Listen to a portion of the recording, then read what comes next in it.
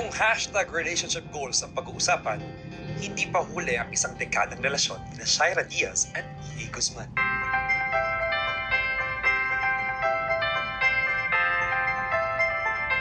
Ang kanilang love story nagsimula sa isang simpleng sayaw. 2012, unang nagkasama ang dalawa sa isang reality show at naging mag-partner sa isang dance performance. Pero ang kilig, nagparamdam na sa muli nilang pagsasama sa isang mall show. Napa-second look ako, I swear. Ako, naniniwala ako sa ganun. Yung sa mga pelikula na napapanood natin, sa mga love story na napapanood natin, mapateleserye man o pelikula, yung talaga nag-slow mo, napapa-second look ka.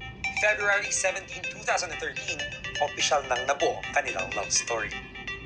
Pagiging sweet at maalaga raw ni E.A. ang dahilan kung bakit nakuha ang matamis na oho ni Shaira.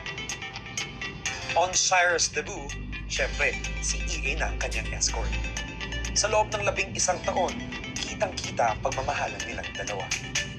Sa trabaho at sa mga hilig nila, laging nakasuporta sila sa isa't isa. Talaga namang mapapasana all kayo sa kilig overload travel pictures nila together. At noong December 25, 2021, muling hiningi ni E.A. ang matamis na oo ni Shaira. It's all you did to make me fall in love. Thank you so much. I was hoping you would fall for me.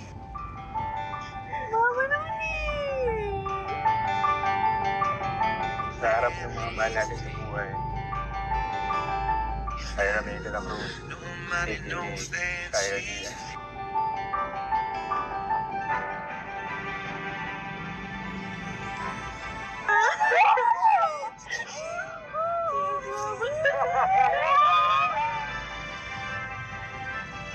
Tuloy ang kasal! Talagang love is in the air ngayong Feb-ibig. Marami pang pagdaraanan, pero hanggat may pagmamahal sa isa't isa, araw-araw, pipiliin niyong lagi kayong magkasama.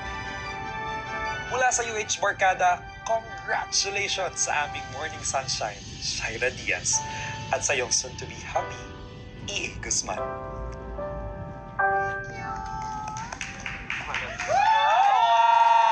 Finally! Uy, talagang ganda ng love story nila. 11 years. Bukas anniversary nila. Congratulations. Talaga. Thank you. First, I'd like to give this to my partner. Thank you, partner. Congratulations! Life is just about to begin sa inyong dalawa. Yes, And more chikahan tayo with the not so newly engaged couple, Shaira and E.A. sa pagbabalik ng... Oh,